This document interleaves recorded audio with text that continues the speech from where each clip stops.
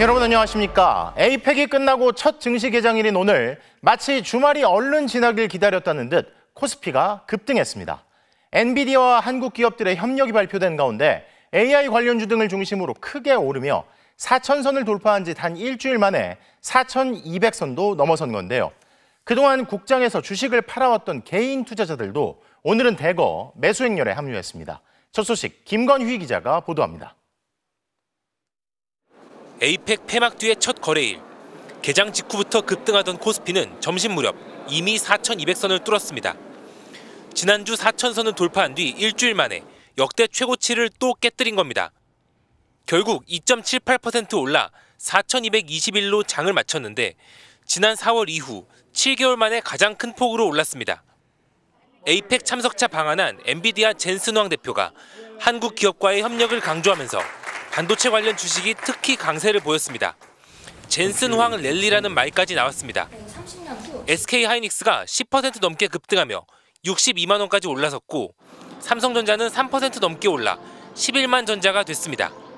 이재명 정부 입장에서는 그동안 유형자산에서 무형자산 쪽으로 투자를 많이 하고 있고요. 그러다 보니까 AI라든지 기술적 이런 쪽으로 그게 이제 이번 에이펙에서도 어느 정도 나왔다. 또 에이펙에서 한미 관세 협상이 타결되면서 불확실성이 사라졌고 한중 정상회담으로 관계가 개선될 거란 기대감도 나왔습니다. 눈에 띄는 건 개인 투자자들입니다. 올 들어 코스피가 오르는 동안 계속 주식을 내다 팔던 개인 투자자들은 지난주 4,000선을 돌파한 뒤 매수세로 전환했습니다. 오늘 외국인이 8천억 원어치 가까이 팔고 나갔지만 개인은 6,500억 원 이상 사들였습니다. 그동안 소극적이었던 개인 투자자들의 순매수가 코스피 상승의 원동력이 되었다는 분석이 나오고 있습니다. 이제는 좀 지금이라도 우리가 따라가야 되냐? 지난 일주일 동안 오늘까지 포함해서 개인들의 매수세가 전체적으로 시장의 분위기를 주도한 측면도 있다. 개인 투자자들이 유입되는 상황에서 상법 개정안 등 국내 정책이 또 다른 동력이 된다면 코스피 5,000 시대도 먼 미래가 아니란 기대가 나오고 있습니다. MBC 뉴스 김건희입니다. 하지만 아무리 주가가 올라도 주식 안 하면 소용없는 거 아니냐 싶으실 수도 있죠. 자, 그런데 꼭 그렇지만도 않습니다. 국내 주식시장이 상승하면서 많은 이들의 노후를 뒷받침하는 국민연금도 웃고 있기 때문인데요.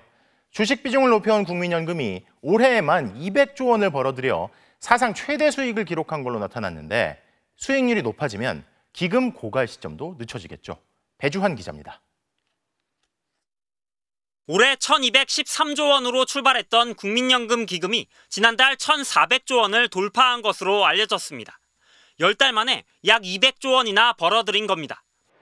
해외 주식이 이끌며 160조 원을 벌어들인 지난해를 뛰어넘어 올해 사상 최대 수익을 거둘 것으로 보입니다. 비결은 바로 국내 주식이었습니다.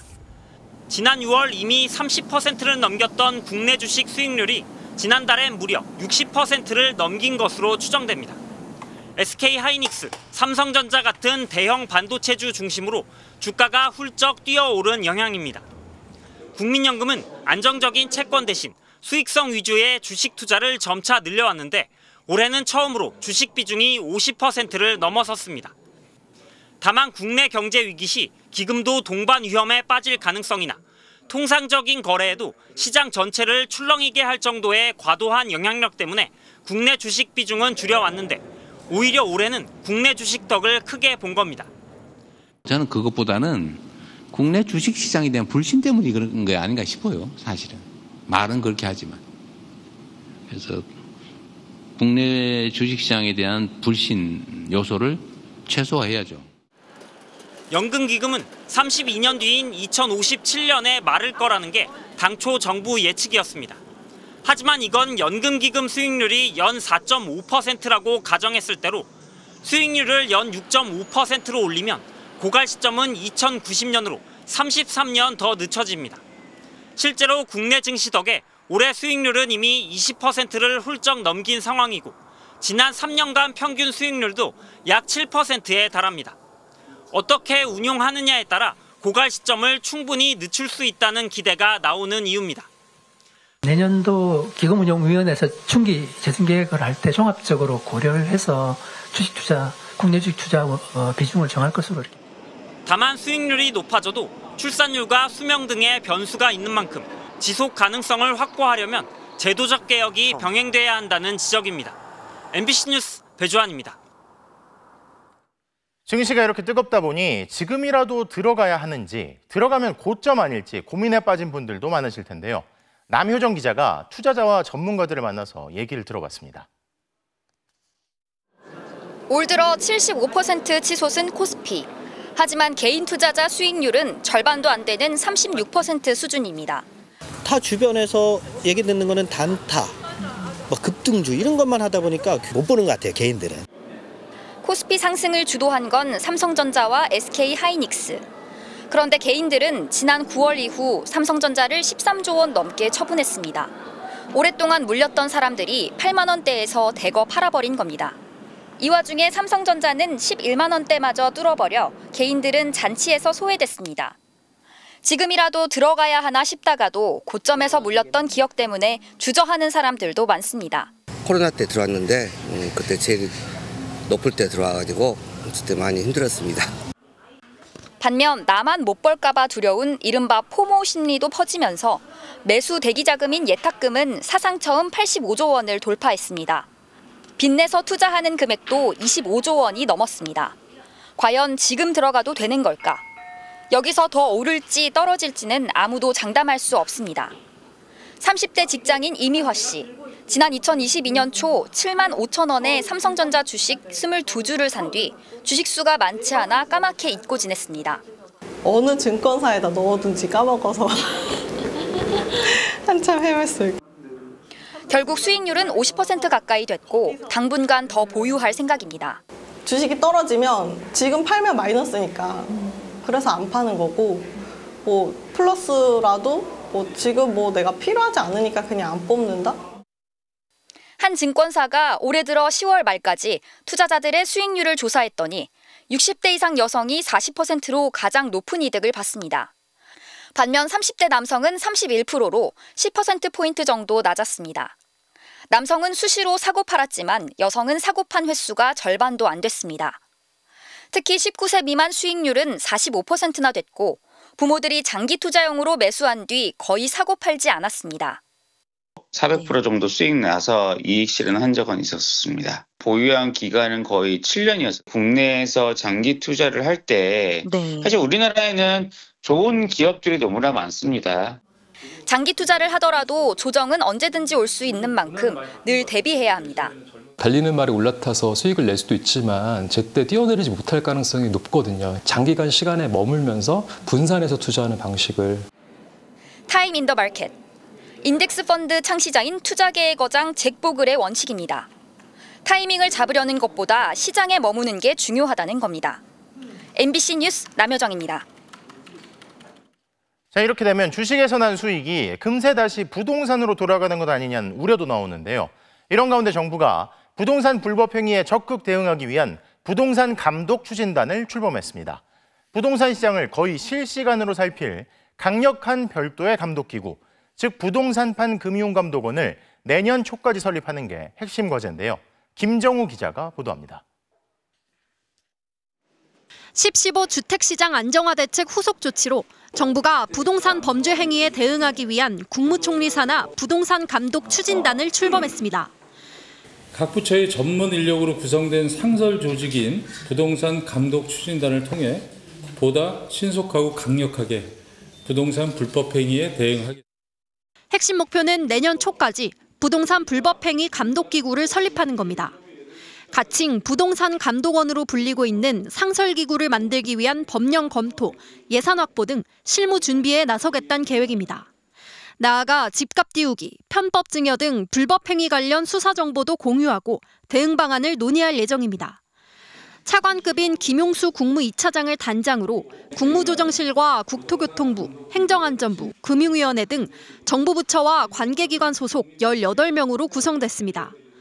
금융시장을 감독하는 금감원처럼 부동산 시장을 감독할 기구를 만들기 위한 작업이 시작된 겁니다. 국무조정실에 따르면 추진단은 감독기구에 수사조직인 특사경을 포함해 불법 행위를 직접 수사하는 권한까지 넣을 예정입니다. 특수법인인 금융감독원보단 정부 부처인 조세심판원처럼 총리 산하에 최소 100명 규모의 기구를 설립하는 방향을 검토 중인 걸로 파악됐습니다. 시장의 반응은 둘로 나뉩니다. 상당히 긍정적으로 보고 있습니다. 전세 사기도 사실 사전에 다 포착될 수 있거든요. 공인중개사들한테 페널티가 확실히 부여된다면 알아서 신고할 겁니다. 반면 정부가 시장에 개입할 정도로 불법 행위가 과다한지 검토가 필요하다. 개인정보, 재산권 침해 우려가 있다는 의견도 만만치 않습니다. 지금의 시장 상황이 그렇게 감독기구가 도입될 만큼 왜곡된 것인가, 큰 문제가 있는 것인가, 자정이 불가능한 것인가. 실제 문재인 정부 당시에도 부동산 감시기구 출범을 추진했지만 개인정보 침해 우려 등에 부딪혀 무산됐습니다. 추진단장인 김용수 국무 2차장은 추진단이 출범한 만큼 감독기구에 대한 우려를 정교하게 검토할 것이라고 전했습니다. MBC 뉴스 김정우입니다. 이재명 대통령이 내일 내년도 정부 예산안 설명을 위한 시정연설에 나섭니다. 이 대통령은 내일 새 정부의 첫 본예산안 편성 방향을 설명하고 이튿날부터 심사에 돌입할 여야에 협조를 당부할 전망입니다. 이번 예산안은 경제 성장을 위한 인공지능 분야에 약 10조 원, 지방 성장 거점 구축에 약 29조 원 등을 포함해 역대 최대인 728조 원 규모로 편성됐습니다. 에이펙 이후 한반도의 안보 시계가 빠르게 돌아가고 있습니다. 오늘 한미 양국의 국방장관이 판문점 공동경비구역을 찾아 굳건한 한미 연합 방위 태세를 가시했습니다. 양측은 내일은 국방 최고위급 회의를 열고 전시작전 통제권 환수 등 안보 핵심 의제를 논의할 예정입니다. 손하늘 기자입니다. 미군 헬기를 타고 판문점 초입에 내리는 피트 헤그세스 미국 전쟁부 장관을 안규백 국방장관이 반갑게 맞이합니다. 한국과 미국 두 나라 국방수장이 함께 판문점 공동경비구역 JSA를 찾았습니다. 두 장관은 최전방 감시 초소 오울렛 오피와 판문점 회담장 등을 둘러봤습니다. 한미 국방장관이 JSA를 동반 방문한 건 트럼프 1기 때였던 2017년 이후 8년 만입니다. 양국 장관이 판문점에 직접 오게 된 것은 그 자체가 한미 연합에 있어서 상징적이다. 어느 때보다도 한미가 공고한 가운데 연합 방위 태세를 구축하면서 다만 북한을 겨냥한 언급은 없었는데 김정은 위원장과의 만남을 제안해 놓은 트럼프 대통령과 대화와 타협을 강조해온 이재명 대통령, 두 정상의 최근 기조를 감안한 수위 조절로 보입니다. 두 장관은 내일 국방 분야 최고위급 협의체인 한미안보협의회 SCM을 엽니다. 핵심 의제는 전시작전권 전환입니다. 앞서 헤그세스 장관이 한국의 전작권 전환 추진을 훌륭한 일이라며 지지하고 안 장관이 높이 평가한다며 화답하면서 두 장관 사이의 공감대는 이미 형성됐습니다. 오늘은 한미 합참의장까지 전작권 전환을 위한 평가 항목 중 많은 부분이 의미 있는 진전을 이뤘다는 평가를 공동으로 내놨습니다. 이 때문에 전작권 전환의 3단계 검증 항목 중 2단계인 완전 운용 능력 검증을 내년까지 마치고 마지막 단계인 완전 임무 수행 능력 검증으로 넘어가자는 논의가 성사될 수 있다는 전망이 나오고 있습니다. 회의에서는 한국의 국방비 증액과 주한미군 전략적 유연성 등 트럼프 행정부가 추진 중인 동맹 현대화 문제도 협의하게 됩니다. 한미 정상이 전격 합의한 핵 추진 잠수함 도입도 논의할 것인지 관심을 모았지만 이번엔 양측이 사전에 정밀 조율된 안건만을 다루기로 하면서 의제에선 일단 빠진 것으로 확인됐습니다. MBC 뉴스 손하늘입니다. 이번 한미 정상회담에서 최대 성과로 꼽히는 것 중 하나가 바로 핵 추진 잠수함입니다. 핵 추진 잠수함은 기존 잠수함보다 2배 이상 빠른 속도에 작전 시간은 무제한에 가까워 우리 해상 전력을 획기적으로 향상시킬 거란 평가인데요.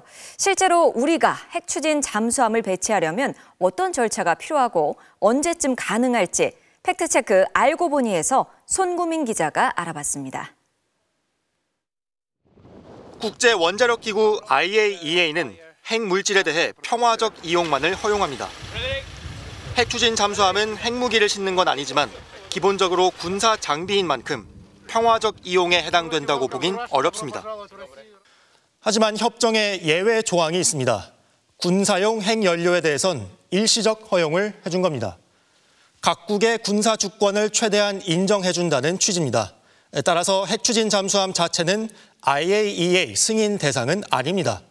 다만 핵연료를 투명하게 이용할 필요가 있겠죠. 협정에선 이미 규정을 통해 국가가 자발적으로 군사용 핵연료를 보고하고 관리 감독을 받도록 했습니다. 우리보다 앞서 핵추진 잠수함 도입에 나선 호주 역시 2년 전 도입 계획을 IAEA에 보고해 아직까지 검증 절차가 진행 중입니다. 우리 역시 핵추진 잠수함 도입에 주변 국가들이 민감하게 반응할 수 있는 만큼 이런 보고 절차가 필요할 것으로 보입니다.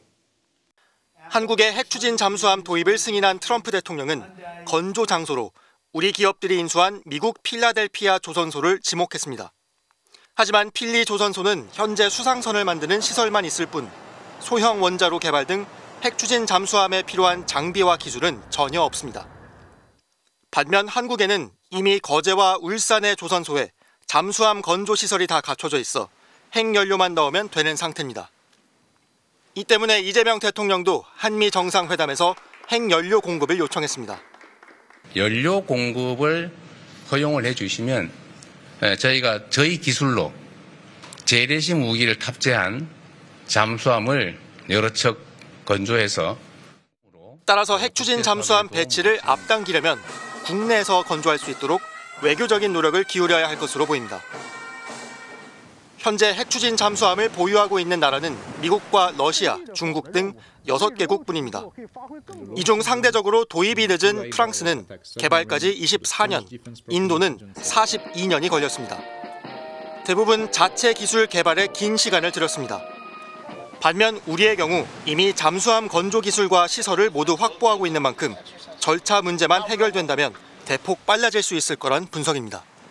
알고 보니 손구민입니다. 윤석열 전 대통령이 지난해 국군의 날 저녁 자리에서 한동훈 전 국민의힘 대표 등 일부 정치인을 총으로 쏴서 죽이겠다고 말했다는 추가 증언이 법정에서 나왔습니다. 곽종근 전 특전사령관이 윤 전 대통령으로부터 계속 진술의 신빙성을 공격당하자 작심한 듯 폭로를 쏟아낸 건데요. 윤 전 대통령 측은 즉각 그런 말을 한 적이 없다는 입장문을 밝혔습니다. 윤상문 기자입니다. 오늘도 자신의 내란 재판에 출석해 곽종근 전 특전사령관을 마주한 윤석열 전 대통령. 이번에도 직접 나서 곽 전 사령관 증언의 신빙성을 공격하기 시작했습니다. 특히 곽 전 사령관이 비상대권이란 말을 들었다는 지난해 10월 국군의 날 저녁 모임을 문제 삼았습니다. 8시 넘어서 앉자마자 소주와 소맥, 폭탄주를 돌리기 시작하지 않았냐고 말을 꺼낸 뒤 한남동 고깃집 김치, 계란말이 등 당시 먹었던 안주를 세세히 언급한 다음 무슨 시국 이야기를 할 상황이 아니지 않았냐는 겁니다. 그러자 곽 전 사령관이 그간 하지 않았던 증언을 시작했습니다. 지금까지 차마 말을 못했던 부분이라며 윤 전 대통령이 한동훈과 일부 정치인을 호명하면서 잡아오라고 했다는 겁니다. 당신이 총으로 쏴서라도 죽이겠다고 했다고 했는데 앞뒤 상황에서 비상대권이란 기억도 있다고 증언했습니다. 윤 전 대통령이 체포 대상 정치인들을 총으로 쏘겠다고 말했다는 증언은 이번이 처음입니다. 수사기관에서도 하지 않았던 증언이 나오자 윤 전 대통령은 변호인을 보며 웃었지만 더 말을 이어가지 않았습니다. 윤 전 대통령 측은 곽 전 사령관을 향해 왜 그동안 말 안 했는지 이해가 가지 않는다고 밝혔는데 이후 별도로 언론 공지를 통해 윤 전 대통령은 그런 말을 하지 않았다고 밝혔습니다. 곽 전 사령관은 더불어민주당 김병주 의원이 자신의 진술을 오염시켰다고 주장하는 윤 전 대통령을 추궁하기도 했습니다. 윤석열 대통령께서 이진우 수방사령관한테 4명씩 들어가서 한 명씩 끌고 나오라고 지시하셨지 않습니까? 그렇기 때문에 이진우 수방사령관도 조성현이한테 국회의원들을 끌어내라라고 얘기를 했고 앞서 헌법재판소는 이미 곽 전 사령관의 증언의 신빙성을 인정하며 국회의원을 끌어내라는 지시를 한 적 없다는 윤 전 대통령 주장은 믿기 어렵다고 일축했습니다. MBC 뉴스 윤상문입니다. 내란 특검이 추경호 전 원내대표에 대한 구속영장을 청구했습니다. 특검팀은 비상계엄 당시 추 전 원내대표가 윤 전 대통령 측의 지시를 받고 비상계엄 상황을 유지하기 위해 계엄 해제를 위한 국회 표결을 방해했다고 봤는데요. 현재 국회의원인 추 전 원내대표에 대한 체포동의안이 국회 본회의를 통과해야 법원의 영장 실질 심사가 열리게 됩니다. 구민지 기자입니다. 내란 특검이 추경호 전 국민의힘 원내대표에 대해 내란 중요 임무 종사 혐의로 구속영장을 청구했습니다. 지난달 30일 피의자 신분으로 불러 장시간 조사한 지 나흘 만입니다. 특검팀은 추 전 원내대표가 비상계엄 선포 당시 계엄 해제 표결에 참여하려는 국민의힘 의원들을 방해했다고 봤습니다. 추 전 원내대표는 계엄 선포 직후 국민의힘 비상의원총회를 소집하며 장소를 국회에서 당사로, 당사에서 국회로, 다시 당사로 총 3차례 변경했고 결국 당시 국민의힘 의원 108명 가운데 18명만 계엄 해제안 표결에 참여했습니다. 추 전 원내대표는 계엄 선포 직후 홍철호 전 정무수석과 한덕수 전 국무총리, 윤석열 전 대통령과 통화했는데 특검팀은 이 과정에서 추 전 원내대표가 윤 전 대통령 측의 지시를 받은 정황도 포착했습니다. 특검은 추 전 원내대표의 행적이 비상계엄 상황을 유지하기 위한 거라고 봤지만 추 전 원내대표는 불가피한 조치였다고 주장하고 있습니다. 만약 대통령과 공모하여 표결을 방해하려 했다면 계속 당사에서 머물지 왜 국회로 의총 장소를 바꾸고 국회로 이동했겠습니까? 특검은 비상계엄 전 추 전 원내대표가 윤 전 대통령과 만찬을 한 사실을 파악하고 계엄에 대해 귀띔받은 적 없냐고 추궁했지만 추 전 원내대표는 윤 전 대통령을 독대한 적 없다고 반박했습니다. 하지만 특검 측은 추 전 원내대표가 윤 전 대통령과 공모해 내란에 관여했다는 혐의와 관련해 충분히 소명됐다고 보고 영장을 청구한 것이라고 밝혔습니다. 현재 국회의원은 불체포 특권이 있기 때문에 추 전 원내대표는 국회 본회의에서 체포동의안이 통과돼야 영장 실질심사를 받게 됩니다.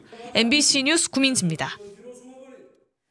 통일교로부터 불법 정치자금 1억 원을 건네받은 혐의로 특검에 구속된 국민의힘 권성동 의원.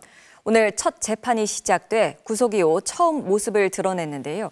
권 의원은 지난 2022년 대선을 앞두고 통일교 간부를 만난 건 맞지만 돈을 받은 적은 없다며 혐의를 부인했습니다. 김지성 기자의 보도입니다. 하얀 셔츠와 검은 정장 차림을 한 국민의힘 권성동 의원이 법정에 들어옵니다. 가슴엔 수형번호 2961번 명찰을 달았습니다. 권 의원은 통일교 측으로부터 불법 정치자금 1억 원을 받은 혐의로 지난 9월 특검에 구속됐습니다. 첫 재판이 진행된 오늘 재판부가 법정 촬영을 허가해 구속 이후 49일 만에 모습이 공개됐습니다. 피고인이 널리 알려져 있는 공인으로 국민적 관심이 지대한 사안의 경우에 국민의 알 권리 충족 차원에서 권 의원은 방청석에 앉은 국민의힘 윤한홍, 박수민 의원 등을 향해 눈인사를 나눈 뒤 피고인석에 앉아 정면을 응시했습니다. 피고인 신원을 확인하는 절차에서 권 의원은 직업은 국회의원이라고 답했고 국민참여재판은 원하지 않는다고 했습니다.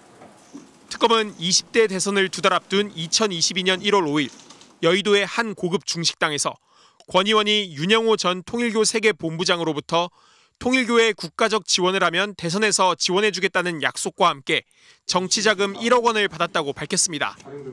그러면서 피고인은 국민의힘이라는 정치 권력과 통일교 유착에 핵심적인 역할을 했다며 정치 권력과 종교단체가 결탁해 국정농단을 벌인 사건이라고 규정했습니다. 권 의원 측은 윤영호 전 본부장을 만났지만 돈은 받지 않았다는 입장을 고수했습니다. 하지만 조만간 증인으로 나올 윤 전 본부장은 자신의 재판에서도 권 의원에게 교단 현안을 청탁하며 1억 원을 전달했다고 일관되게 진술하고 있습니다. MBC 뉴스 김지성입니다. 윤석열 전 대통령이 졸업한 서울 충암고등학교 축제에서 초대 가수가 윤 어게인 구호를 외쳐 비판을 받고 있습니다. 축제를 기획한 학생회 측은 해당 가수의 돌발 행동이라며 수습에 나섰고 가수도 결국 사과했는데요. SNS와 알고리즘을 통해 10대들에게까지 극우적 발언이 확산되는 데 대한 우려가 커지고 있습니다. 박진준 기자가 보도합니다. 지난주 서울 충암고 축제 현장. 무대에 오른 유명 래퍼 정상수 씨가 돌연 윤 어게인을 외칩니다. 나도 해버려 그냥. 윤 어게인! 윤 어게인! 관중석 일부 학생들도 덩달아 환호합니다. 윤석열 전 대통령 지지자들 집회의 구호가 교내 한복판에서 울려 퍼진 겁니다. 윤석열 전 대통령과 김용현 전 국방장관 등 12.3 내란 주도 세력들의 모교인 충암고에서 벌어진 이 상황은 삽시간에 SNS로 확산됐습니다. 댓글들도 애국자들의 학교, 애국보수 래퍼, 자유대한민국의 정신 등 찬양 일색이었습니다. 학교 측은 축제 기획은 학생회가 한 거라며 사전 검증에 소홀했다고 인정했고 학생회도 인기 가수라 섭외만 했을 뿐 해당 발언은 정 씨의 개인적 발언이라고 해명했습니다. 사태가 커지자 정 씨도 수습에 나섰습니다. 제가 좀 흥분하는 바람에 해서는 안 될 그런 멘트까지 제가 나온 것 같습니다. 하지만 정 씨는 과거 인터넷 방송에서도 윤 전 대통령 지지 사실을 밝힌 바 있습니다. 저는 윤석열님을 지지하는 사람이에요. 에이, 무슨 내란수계입니까? 그런 말을 여러분들이 함부로 하시면 안 돼요. 올 초 광주의 한 고교 축제에서는 학생들 요청으로 신남성연대 대표 배인규 씨가 축전을 보내 파장이 일기도 했습니다. 잊지 못할 추억이 됐습니다. 진심으로 사랑합니다. 10대 학생들 중심으로 극우 성향 인사가 크게 인기를 끌고 이젠 교육 현장에까지 등장하는 겁니다. 민주주의가 기성 권력인 거예요. 사회 질서를 위선으로 생각하는 거예요. SNS를 통해서 그런 문화를 접하게 되고 그걸 내재화시키고 극단적인 정치 사상이 SNS와 알고리즘을 통해 공유되며 10대들의 또래 문화처럼 자리 잡아가는 현상에 우려의 목소리가 높습니다. MBC 뉴스 박진준입니다. 중국인 손님 사절을 공개 선언했던 서울 성수동의 한 카페가 최근 국가인권위 조사를 받은 직후 논란이 된 문구를 삭제했습니다. 혐중 집회에 대한 인권위 조사는 지난달에야 시작됐는데요. 이재인 기자가 보도합니다. 중국 손님 안 받습니다라는 공개 선언으로 논란을 빚었던 서울 성수동의 한 카페. 최근 SNS에서 해당 문구를 삭제했습니다. 차별을 당했다는 진정이 들어오면서 국가인권위가 조사에 나선 직후입니다.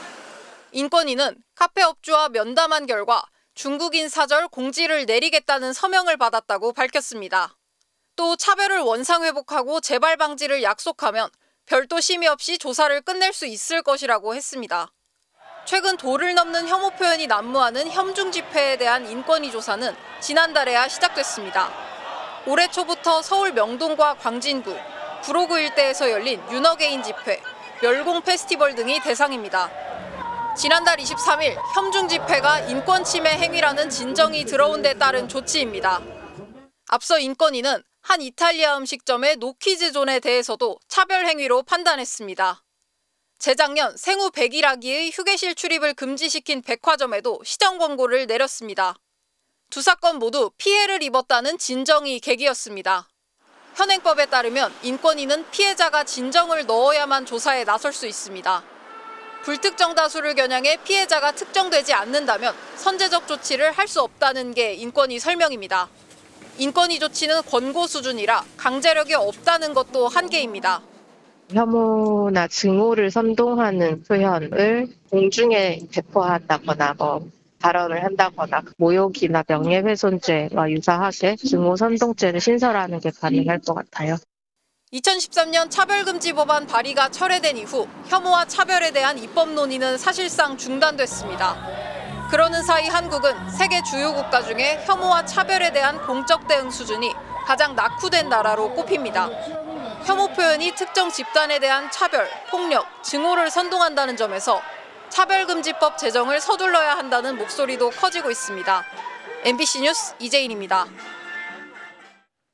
쌍방울 대북 송금 사건 수사 당시 검찰청에서 벌어졌다는 연어 술파티 회유 의혹에 대한 감찰이 진행 중인데요. 감찰반이 김성태 전 쌍방울 회장과 직원들을 배임 혐의로 입건해 법인 카드 내역을 모두 살피고 문제의 술자리가 이루어진 날을 특정한 것으로 확인됐습니다. 과거 검찰의 자초조사 과정에선 외부 음식이 반입됐다는 교도관들의 발언이 있었지만 묵살됐고 오히려 검사가 교도관에게 유도신문 같은 질문을 했다는 사실도 드러났는데요. 구승은 기자의 단독 보도입니다. 수원지검 내부에 술 반입이 이뤄졌다는 이른바 연어회 술파티 회유 의혹. 감찰 중인 서울고검 인권침해 점검 TF가 김성태 전 쌍방울 회장과 직원 2명을 형법상 배임죄로 입건한 것으로 파악됐습니다. 김 전 회장이 접겨놓은 직원들을 시켜 검찰청에 들여올 외부 음식과 술을 쌍방울 법인카드로 결제했는지 확인하기 위해서입니다. 저희가 사건을 진행하면서 확인이 필요한 사항들에 대해서는 일부 수사가 전환된 부분도 있습니다. 고검도 2023년 5월 17일 수원지검에 술 반입이 이뤄졌다고 보고 있습니다.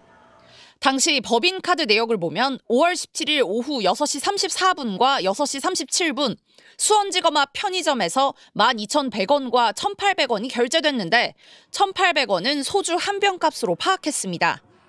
당시 이화영 전 부지사와 김성태 전 회장, 방용철 전 쌍방울 부회장은 수원지검 1313호 박상용 검사실에 출정해 오후 5시 50분부터 8시 반까지 저녁 식사를 함께 했습니다. 고검은 실제로 외부 음식이 반입됐다는 교도관들의 발언이 있었지만 묵살당한 정황도 파악했습니다. MBC가 확보한 법무부 특별점검팀 보고서에 따르면 작년 4월 자체 진상조사에 나섰던 수원지검 수사팀의 한 검사는 개호를 맡았던 교도관에게 외부 음식이 전혀 반입될 수 없고 교도관님이 다 커트를 하시는 거잖아요 라고 물었습니다. 유도신문으로 보일 수 있는 질문을 던진 겁니다.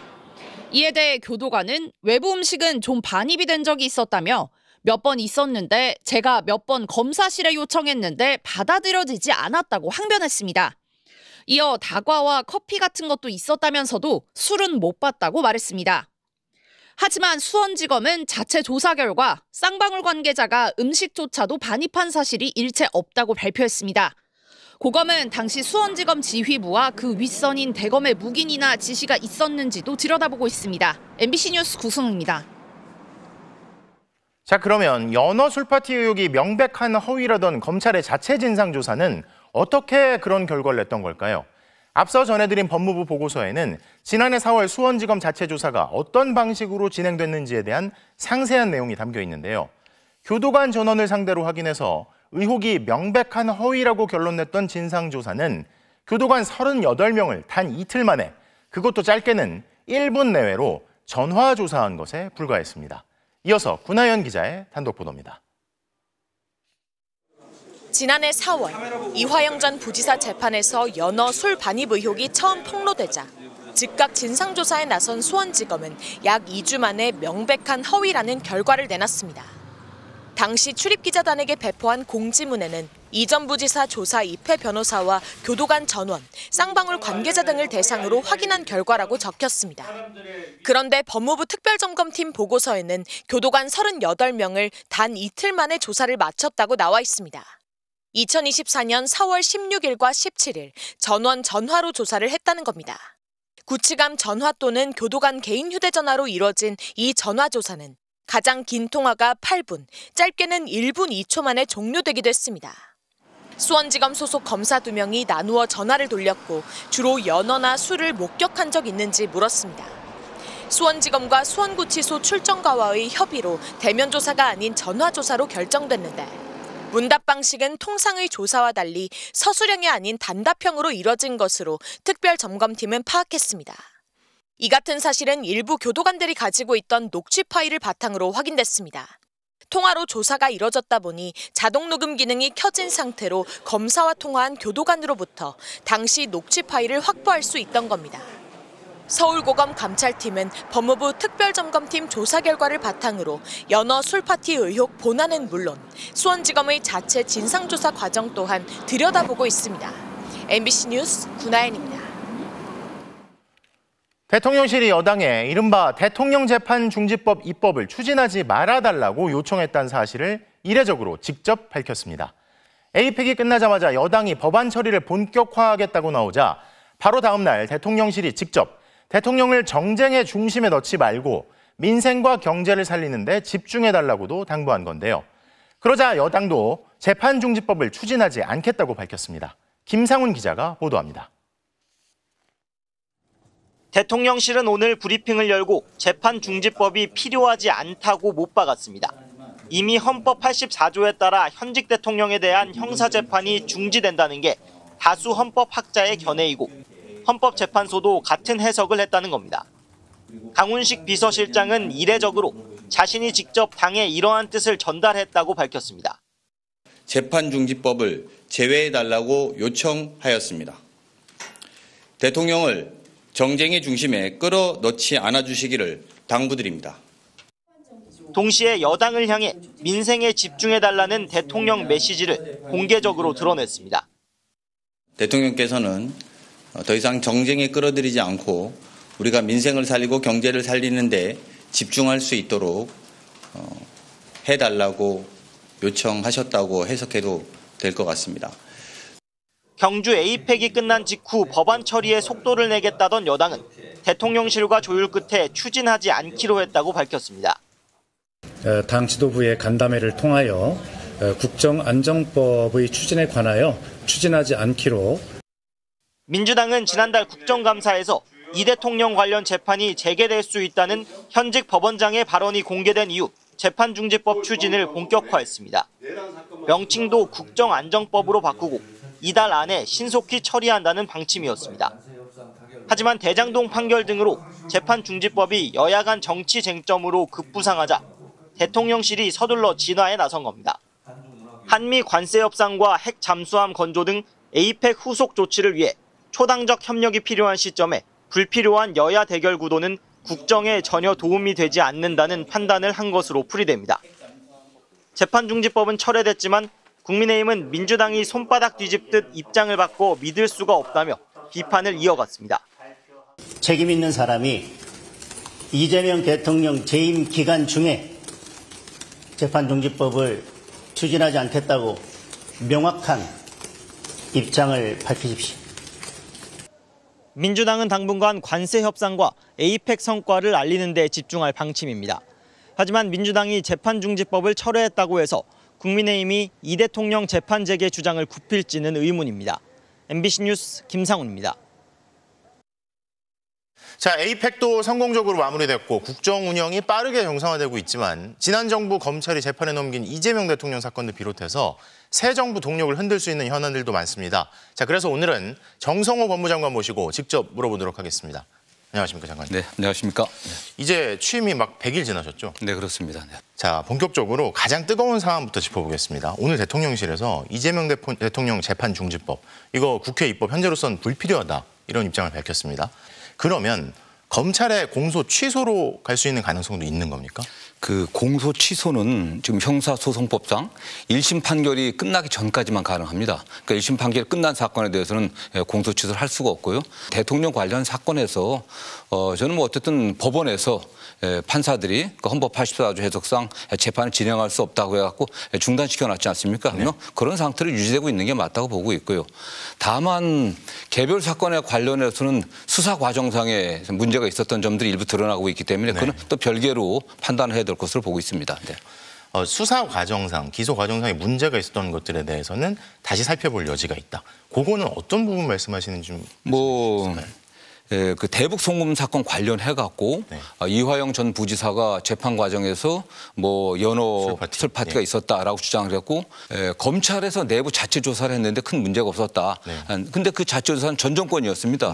새 정부가 들어선 이후에 저희가 그 당시 출정했던 교우를 담당했던 교도관을 통해 확인해 보니까 일부 불미스러운 어떤 그런 점들, 좀 약간 문제가 되는 점들이 많이 드러났습니다. 그렇기 때문에 이 부분과 관련해서 대검에다가 감찰을 지시했고 서울 고검에서 인권 침해 점검 TF를 만들어 갖고 감찰 및 또 수사를 같이 하고 있습니다. 그래서 저는 곧 드러날 것으로 보고 있습니다. 아, 새로운 사실들이 좀 드러나는 게 있는가 보군요. 네, 그렇습니다. 네. 자, 그건 좀 소식을 기다려 보도록 하겠습니다. 그리고 이게 검찰 개혁과도 맞닿아 있는 부분일 텐데요. 뭐 연호술 파티 아까 말씀하신 또 관봉권 띠지 그리고 쿠팡 관련 의혹 등등해서 저로서는 개인적으로는 이게 가능해? 싶은 여러 문제들이 막 드러나고 있는데 이 부분들에 대한 의혹 해소 어떻게 좀 진행이 되고 있나요? 이게 검사 관련된 사건이고 국민적인 의혹이 좀 제기되고 있고 이 사건 자체가 굉장히 정치적인 어떤 그 논쟁거리가 좀 되고 있지 않습니까? 그런 세 가지 측면에서 검찰이 자체 감찰하고 수사한다고 해서 국민적 신뢰를 회복하기가 쉽지 않지 않습니까? 믿을 수 있겠느냐? 검사들이 또 그렇기 때문에 저희가 고민 끝에 이건 객관적인 독립적인 제3의 기관인 특검에서 하는 게 좋겠다. 그렇게 해갖고 제가 법무부 장관으로서는 처음으로 상설특검을 요청했습니다. 네. 그게 잘 진행될 거라고 보시는 거죠? 일단? 예, 그래서 일단은 어쨌든 뭐 결과가 어떻게 나올지는 모르지만은 국민들이 현재 검찰에 대한 굉장히 그 불신이 있지 않습니까? 그런 것 때문에 어떤 결과가 나오든 신뢰하기 쉽지 않습니다. 그래서 상설특검에서 엄정하게 수사를 해갖고 진상 어떻게 나오든 간에 그 진상을 좀 밝혀주기를 좀 기대하고 있습니다. 네. 지난 윤석열 정부 또 검찰의 문제로 귀결된다고 할 수가 있는데 자 현재 범정부 검찰개혁추진단 어떻게 논의 또 진행이 되고 있습니까? 지금 공소청법, 중수청법, 형사소송법 관련해갖고 처리해야 될 법률이 개정돼야 될 법률이 한 180개 정도 됩니다. 하위 법령들, 시행령과 규칙들을 합치면은 900개가 넘습니다. 굉장히 방대한 작업이거든요. 엄청 많네요. 예, 엄청나게 많은 양입니다. 저희들은 최대한 국민들이 검찰개혁이 최종적으로 완수되길 기대하고 있기 때문에 최선을 다해서 저희들이 적극 지원하고 할 그런 계획입니다. 네. 소위 친명계 좌장으로 부르시고 또 검찰개혁 과정에서 대통령과 교감이 없이 사실 진행이 되지 않았을 거라고 생각을 하는데요. 그럼에도 불구하고 여권의 좀 일부 지지자들, 여러 지지자들로부터 많은 비판도 받으시고 하면서 어떤 심경이셨습니까? 저는 뭐 거의 뭐 대통령과 거의 생각이 비슷한 대통령의 생각을 제가 받아갖고서 좀 집행하고 있는 거죠. 네. 그렇지 않겠습니까? 네. 네. 누구보다 대통령의 뜻에 가깝게 진행하고 있다. 이렇게 이해해도 되겠습니까? 네, 그렇습니다. 네. 네. 가장 확실한 검찰개혁은 검사가 독자적으로 수사를 못하게 하는 거 아니겠습니까? 수사기소분리가 가장 그 핵심적인 건데 이미 국회 입법이 통과됐지 않습니까? 입법이 완성됐습니다. 이제 내용만 채우면 되는 거거든요. 이제는 그러한 입법들이 제대로 완결성 있게 결점 없게 돼갖고 국민들이 불편하지 않게 해야 되거든요. 수사가 좀 부실하게 된다거나 또 암장된다고 하거나 이런 측면들, 그다음에 수사가 지연되지 않게 이런 걸 어떻게 제도적으로 보완할 것인지 이런 걸 같이 고민해보자고 제가 말씀드렸는데 야, 저거 검찰개혁 안 하려고 하는 거 아니냐? 이런 오해를 하시는 거예요. 그러나 이미 검찰개혁은 공소청법, 중수청법이 통과됨으로써 정리된 겁니다. 1차적으로 사실은요. 예. 그럼 대통령의 뜻과 대통령의 뜻이 아닌 것의 충돌이었다. 뭐 이렇게 볼 수도 있는 걸까요? 뭐 굳이 그렇게 말씀드리고 싶지는 않고 다만 국민들은 지금 검찰에 대해서 많이 걱정을 하거든요. 그동안 여러 차례 검찰개혁이 사실상 실패하지 않았습니까? 그리고 윤석열 정권 3년 동안 검찰이 국민들에게 보여준 그 모습은 매우 실망스럽거든요. 그러나 지금은 뭐 그런 분들은 다 이 손을 물러났고 또 검찰을 떠났고 대부분의 검사들이 국민적인 요구, 검찰이 국민의 검찰로 검찰은 정말 국민의 아픈 곳을 찾아가고서 그것을 풀어주고 국민의 눈물을 닦아주는 그 역할에 충실해야 된다라는 데 공감을 갖고 있습니다. 오직 국민을 위한 검찰, 국민이 편안하고 안전한 검찰로 꼭 만들어내겠습니다. 네. 자, 나와주셔서 감사합니다. 감사합니다. 자, 지금까지 정성호 법무장관이었습니다. 다음 소식입니다. 어젯밤 서울 동대문구의 한 도로에서 음주 차량이 횡단보도를 건너던 일본인 관광객 모녀를 덮쳤습니다. 효도 관광차 딸과 함께 한국에 온 50대 어머니가 숨졌습니다. 소주 3병을 마시고 운전대를 잡았다는 가해 남성은 자기가 운전했는지도 기억 못할 정도였습니다. 송서영 기자입니다. 행인지문 앞 사거리에서 행인들이 신호에 맞춰 횡단보도를 건넙니다. 그런데 갑자기 화면 오른쪽에서 나타난 흰색 승용차 한 대가 빠른 속도로 좌회전합니다. 애초에 좌회전이 금지된 곳입니다. 마주오던 버스를 아슬아슬하게 지나친 뒤 횡단보도를 덮쳤습니다. 길 건너던 시민도 놀라 뒷걸음질 칩니다. 갑자기 쿵 소리가 나서 저도 이제 앞을 봤더니 흰색 차량이 돌진해서 가해 차량은 횡단보도를 덮친 뒤 인도를 지나 공원까지 돌진했습니다. 사고는 어젯밤 10시쯤 났습니다. 피해자는 길을 건너던 일본인 모녀였습니다. 50대 어머니는 숨졌고 30대 딸은 크게 다쳤습니다. 2박 3일 관광 첫날 동대문 쪽에서 쇼핑을 하고 낙산 성곽을 보러 가던 길이었습니다. 한국을 자주 찾던 딸이 어머니를 모시고 효도 관광을 왔다 변을 당했습니다. 딸은 어머니 시신을 일본으로 운구하기를 원하지만 1,000만 원대의 비용 문제로 고민 중인 것으로 알려졌습니다. 차량은 횡단보도 앞 말뚝을 쓰러뜨리고 이곳 비탈길까지 넘어와서야 멈춰섰습니다. 인도와 공원에 사람이 있었다면 피해는 더 클 뻔했습니다. 지난해 시청역 역주행 사고 이후 박아둔 강철 말뚝도 무용지물이었습니다. 속도가 낮은 자동차의 충격에 견딜 수 있는 구조면 충분해 이번 사고처럼 시속 50km가 넘는 차를 막는 데는 제 역할을 못한 겁니다. 사고를 낸 30대 남성 운전자는 만취 상태였습니다. 혈중 알코올 농도가 면허 취소 수치 이상이었습니다.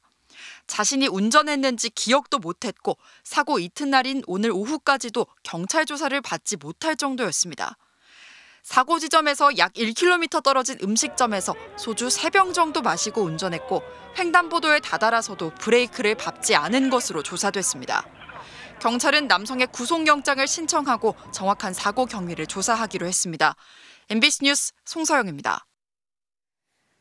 아무리 처벌을 강화해도 왜 음주운전 사고는 끊이지 않는 걸까요? 지난달에도 한 30대 남성이 인도를 걷고 있었는데 음주운전 차량이 덮쳐 숨졌습니다. 이 남성은 예비 쌍둥이 아빠였습니다. 음주운전은 곧 살인이라는 점을 기억해야겠습니다. 원석진 기자가 전합니다.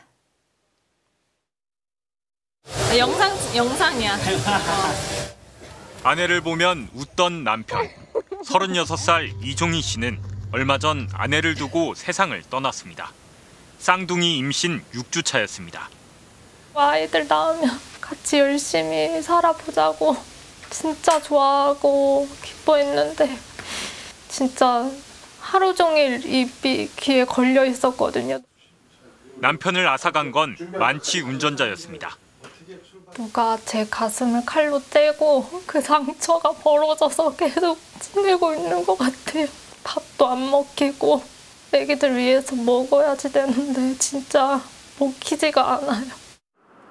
종희 씨 가족과 사고 현장을 찾았습니다. 시커먼 타이어 자국. 어머니는 또 울고 말았습니다.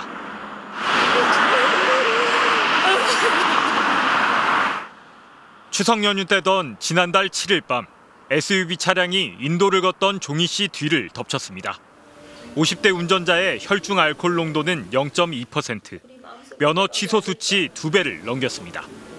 운명을 바꿀 수만 있다면 내가 가고 싶었어요. 대신에 우리 아들은 더 살고 많이 너무 아까워요, 우리 아들이. 음주운전 처벌을 강화하는 윤창호법이 통과되고 7년이 흘렀습니다. 사망사고를 내면 무기징역형까지 받을 수 있습니다. 실제로는 대법원 양형 기준에 따라 최고 징역 8년 정도까지 선고됩니다. 서울 강남에서 음주운전 사고를 내고 뺑소니 치다 배달기사를 치어 숨지게 한 20대 여성이 징역 8년을 선고받았습니다. 이미 음주운전으로 적발돼 무면허가 됐는데도 또 음주운전하다 중앙선을 침범해 2명을 숨지게 한 20대 남성도 징역 8년을 선고받았습니다. 처벌에도 음주살인이 반복되고 있는 겁니다. 최근 들어 줄어드는 추세긴 하지만 여전히 해마다 10,000건 넘는 사고에 100명 넘는 사람이 죽고 있습니다. 추석이 다가올 때마다 정말 지옥에 살게 될 것 같아요. 누군가의 삶을 지옥으로 몰아넣을 수 있는 음주운전, 잠재적 살인 행위입니다. MBC 뉴스 원석진입니다. 그때 밥 먹을 날도. 더불어민주당이 현행 60세인 정년을 65세까지 늘리는 방안을 올해 안에 입법 추진하기로 했습니다. 국민연금 수령 개시 연령에 맞춰 소득 공백을 없애겠다는 건데요. 현재 발의돼 있는 법안들이 통과될 경우 1970년생 이후부터는 65세 정년 시대를 맞을 것으로 보입니다. 이기주 기자입니다. 국회에서 열린 더불어민주당 정년연장 특별위원회 첫 번째 회의. 민주당 의원들은 정년연장이 고령자의 소득 공백을 메우고 연금 재정을 안정시키는 데다 숙련 인력까지 활용할 수 있는 방안이라며 올해 안에 관련 법안 통과를 추진하겠다고 밝혔습니다. 이재명 정부는 법정 정년 연장을 연내 입법해 단계적으로 65세까지 높이는 방안을 추진하겠다고 밝힌 바 있습니다. 속도감 있게 논의를 이어가고자 합니다. 현행법상 정년은 만 60세지만 국민연금을 받기 시작하는 나이는 63세로 3년의 차이가 있고 2033년부터는 65세부터 연금을 수령하다 보니 최대 5년 동안 연금조차 받지 못하는 이른바 소득 공백 상태가 생길 수밖에 없습니다. 따라서 지난 대선 당시 이재명 대통령이 정년 연장을 공약으로 내세웠는데 이번에 당 차원에서 연내 입법 의지를 재확인한 겁니다. 정년 연장을 하실 계획이라고 이제 들었는데 이렇게 되면 젊은 세대의 일자리는 악영향을 주는 거 아닙니까? 글쎄 그 점에 대해서 동의하기 어렵습니다. 젊은 세대도 많이 동의하고 있고요. 젊은 세대의 일자리와 정년이 늘어난 일자리가 반드시 일치하지는 않습니다. 현재 발의되어 있는 법안들이 통과될 경우 오는 2027년부터 정년은 만 63세로 연장되고 2028년부터 2032년까지는 64세, 2033년부터는 65세로 단계적으로 확대됩니다. 기업 규모나 노사 합의에 따라 다를 수는 있지만 산술적으로 보면 1967년생부터 오는 2027년 만 63세의 정년 연장 혜택을 볼 것으로 전망되고 1970년생 이후부터는 65세 정년 체제의 적용을 전면적으로 받을 것으로 보입니다. 다만 정년 연장을 두고 청년과 장년, 노동계와 경영계의 입장은 첨예하게 엇갈리고 있습니다. 정년 연장의 문제는 이것을 제도화하고 법제화하는 것은 선택의 문제가 아니라 필수의 문제다 이렇게 생각하고 있습니다. 이제 미래 세대의 일자리하고 관련이 되기 때문에 이게 신중하게 접근을 해야 된다는 이제 말씀을 드리고요. 민주당이 2달밖에 남지 않은 올해 안에 정년 연장의 대타협을 성사시킬 수 있을지 주목됩니다. MBC 뉴스 이기주입니다. 정년이 65세로 늘어나면 좋을까요? 현실은 지금도 정년 60세를 채우는 노동자가 극히 일부고 전체의 80%는 정년이라는 제도조차 누리지 못한 채 일터에서 밀려나고 있습니다. 정년이라는 울타리를 더 높이기에 앞서 그 울타리를 얼마나 넓게 확장할 것인지도 고민이 필요한 때입니다. 차주혁 노동전문기자가 취재했습니다. 정년 연장을 둘러싼 찬반 논의는 분명합니다. 숙련 인력을 더 오래 활용해 인력난과 연금 부담을 덜 자는 쪽, 그리고 청년 일자리 축소와 기업의 비용 증가를 걱정하는 쪽입니다. 이 논쟁의 전제는 정년까지 일할 수 있다는 가정입니다. 하지만 현실은 그렇지 않습니다. 국회 미래연구원 조사에 따르면 지난해 정년 60세를 채운 노동자는 전체의 17.4%, 남성은 4명 중 1명, 여성은 10명 중 1명에 불과합니다. 1차 베이비 부머 세대는 평균 52.9세에, 2차 세대는 46.9세에 일터를 떠났습니다.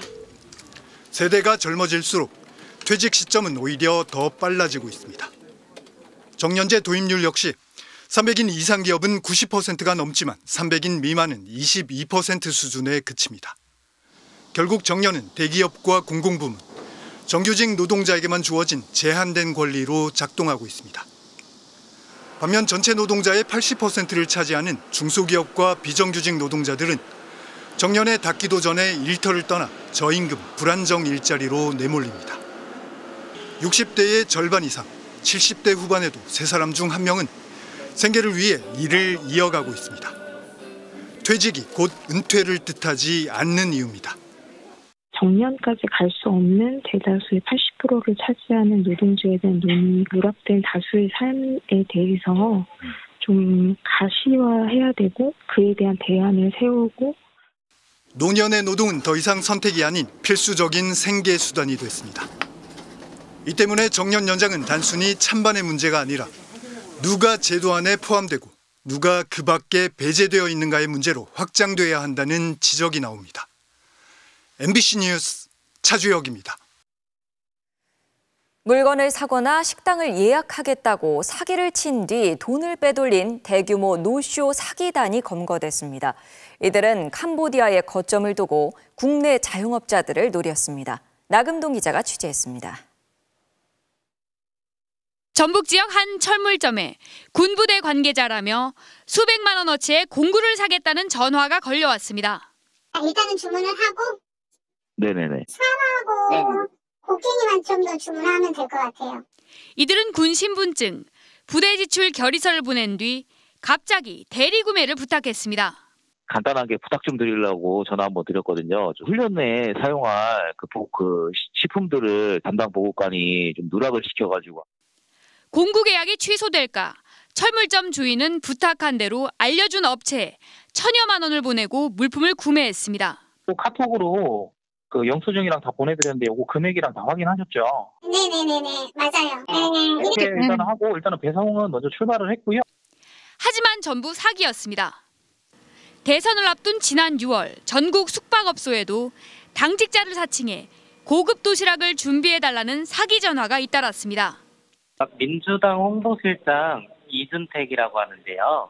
네 저희가 이번에 선거운동 때문에 방문하게 돼서 전국적으로 500건 넘는 노쇼 사기가 잇따랐는데 결국 근원지는 캄보디아였습니다. 사기 전화 콜센터, 자금 세탁, 전화번호 변조 등 100여 명이 넘는 조직원이 역할을 나눠 회사처럼 움직였고 70억 원에 가까운 돈을 가로챘습니다. 대부분 한국 조직원이었고 스스로 범행에 가담했습니다. 통장 명의자나 통신 명의자나 어떤 뭘 제공했다거나 이런 사기 방조나 이런 부분이 좀 섞여 있습니다. 경찰은 공공기관이 대리구매나 선입금을 요구하는 일은 절대 없다며 해당 기관의 계약 여부를 재차 확인해 줄 것을 당부했습니다. MBC 뉴스 나금동입니다. 국세청이 캄보디아 각종 사기의 배후로 알려진 프린스그룹의 국내 사업장과 자금 세탁처에 대해 세무조사에 착수했습니다. 국세청은 프린스그룹이 국내 사업장을 통해 범죄 수익을 캄보디아로 송금한 것으로 보고 있습니다. 이준희 기자입니다. 오늘 낮 캄보디아 범죄단지의 배후로 알려진 프린스그룹의 서울 사무소입니다. 국세청 직원이 세무조사 착수를 통보하러 왔지만 문이 굳게 닫혀 있습니다. 이 업체는 캄보디아에 4년 동안 25억 원을 부동산 투자 명목으로 송금했습니다. 그런데 투자자 20명 중 해외 부동산을 취득했다고 신고한 사람은 한 명도 없습니다. 투자자들 중에는 특별한 소득이 없는데도 큰 돈을 맡기거나 캄보디아를 자주 오간 사람들도 있었습니다. 이 업체가 국세청에 신고한 컨설팅 수수료 역시 한 푼도 없었습니다. 실제 부동산 투자 업체가 아닐 가능성이 높은 겁니다. 부동산 취득에 대한 송금인지 아니면 국내 어떤 피싱이나 아니 로맨스 스캠 같은 그런 범죄 수익을 송금한 건지. 캄보디아 금융그룹 후이원의 한국 거점으로 의심받는 환전소도 조사 대상에 올랐습니다. 국세청은 환전소가 캄보디아 범죄 기업의 자금 세탁에 활용됐을 가능성을 배제할 수 없다고 보고 있습니다. 환전소는 연간 환전 실적이 100억 원이 넘는 걸로 파악됐지만 최근 몇 년 동안 손실만 났을 뿐 수입이 없다고 신고했습니다. 특히 후이원 그룹과 같은 이름, 같은 로고를 썼고 40대인 환전소 대표는 최근 4년간 수십 차례 캄보디아를 오갔습니다. 국세청은 이들의 범죄 관련성이 확인되면 범죄 수익이 환수될 수 있도록 경찰 등과 공조할 방침입니다. 관세청도 환전소가 보이스피싱 같은 범죄 조직의 자금 통로로 악용되고 있다고 보고 석 달 동안 집중 단속을 벌이기로 했습니다. MBC 뉴스 이준입니다. 부상으로 1년 넘게 대표팀에서 이탈했던 조규성 선수가 이번 달 A매치를 앞두고 홍명보호에 합류했습니다. 최전방 공격수 경쟁이 더 볼만해졌네요. 김수근 기자입니다. 무릎 수술에 합병증이 겹쳐 1년 넘게 재활에만 전념하다 지난 8월 복귀한 조규성. 다시 한번 대표팀에 가서 또 좋은 모습 보여드리는 게 지금으로서는 가장 큰 바람인 것 같아요. 한 달 뒤 복귀 첫 골을 터뜨린 조규성은 그동안의 마음고생에 절규하듯 포효하기도 했습니다. 이후 2경기 연속골에 풀타임을 소화하며 시즌 4호 골까지 기록했습니다. 이 경기를 현장에서 지켜본 홍명보 감독은 대표팀 소집에 무리가 없는 몸 상태로 판단했다며 오늘 조규성을 대표팀 명단에 올렸습니다.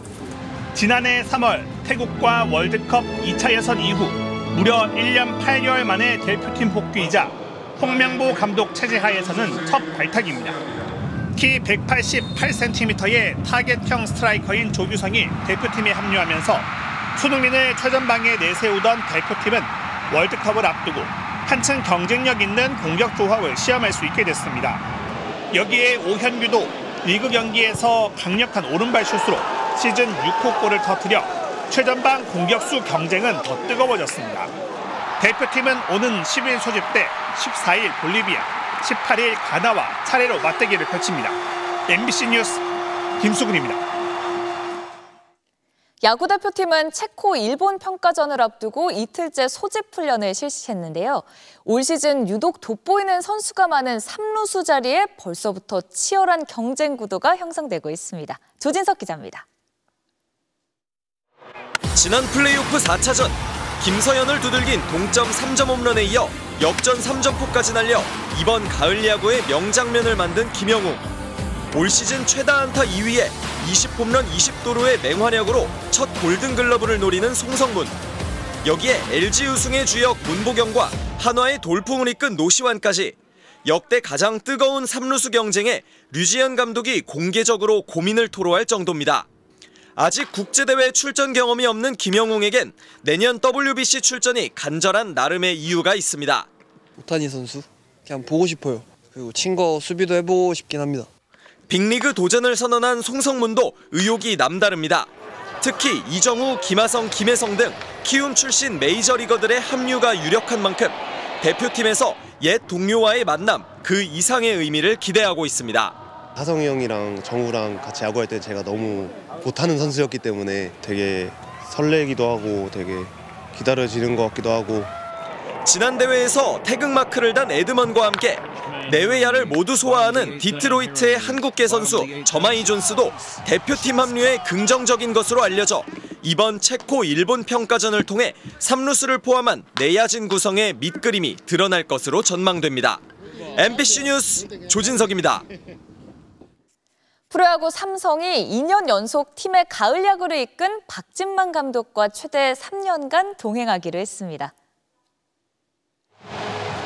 삼성 구단은 3년 임기가 끝난 박진만 감독과 최대 3년간 23억 원의 조건으로 재계약했다고 공식 발표했습니다. 2022 시즌 도중 감독 대행을 맡은 박 감독은 2023년부터 정식 지휘봉을 잡았는데요. 지난해 2위에 이어 올 시즌 4위로 10년 만에 팀의 2년 연속 포스트 시즌 진출을 이끌었습니다. 특히 올해 플레이오프 최종전까지 치르면서 삼성을 지속 가능한 상위권 팀으로 키워냈다는 평가를 받았습니다. 한편 사상 첫 2년 연속 50홈런 포함 6차례 홈런왕에 오르며 통산 418홈런을 친 박병호 선수는 오늘 공식적으로 은퇴를 선언했습니다. 리틀야구 결승전에서 나온 부천 소사야구단 김서아 선수의 만루 홈런입니다. 대전 한박구장 정식 담장을 넘길 뻔했네요. 월요일 밤 스포츠 뉴스였습니다.